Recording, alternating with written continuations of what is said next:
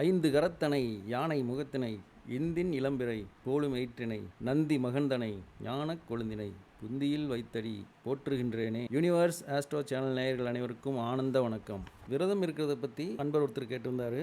அதுலேயும் மெயினாக சங்கடகர சதுர்த்திக்கு எப்படி இருக்கணும் கேட்டிருந்தாரு. அதுக்குண்டான விளக்கம் தான் அது. பொதுவாக எல்லா விரதங்களுமே ரொம்ப விரதங்கள்லேயே மிக மிக உன்னதமானது ஏகாதசி. அது ஒரு நாள் ஃபுல்லாக இருந்து அடுத்த நாள் தான் அதை விரதத்தை முடிக்கணும். அதே மாதிரி விநாயகப் பெருமானுக்கு இருக்கக்கூடிய மகா சங்கடகர சதுர்த்தி இல்லை சங்கடகர சதுர்த்தி இல்லைன்னா வெறும் சதுர்த்தி வர நாட்களில் கூட விரதம் இருக்கலாம். அது எப்படி இருக்குன்னு பார்த்தீங்கன்னா, சதுர்த்தி ஆரம்பித்ததுலேருந்து அது நைட்டு 9 மணி வரைக்கும் சாப்பிடக்கூடாது.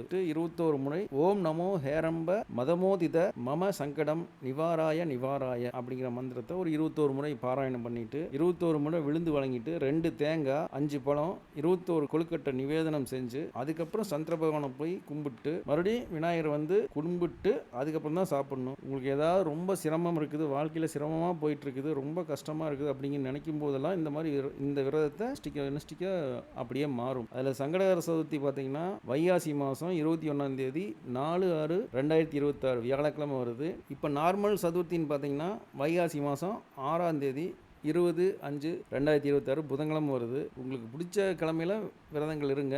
சதுர்த்தி சங்கடகர சதுர்த்தி 2 இருக்குது. இதில் சதுர்த்தி அன்னைக்கு விநாயகருக்கு விரதம் இருந்து சாமி கும்பிடலாம். அந்த அன்னைக்கு நீங்கள் சந்திரனை பார்க்கக்கூடாது, 4ஆம் பிறை. சதுர்த்திக்கு பார்க்கக்கூடாது, சங்கடகர சதுர்த்திக்கு பார்க்கலாம். சங்கடகர சதுர்த்தி பார்க்கும்போது சந்திரனை பார்க்கணும். இதுதான் ரெண்டுக்குள்ள வித்தியாசம். நம்ம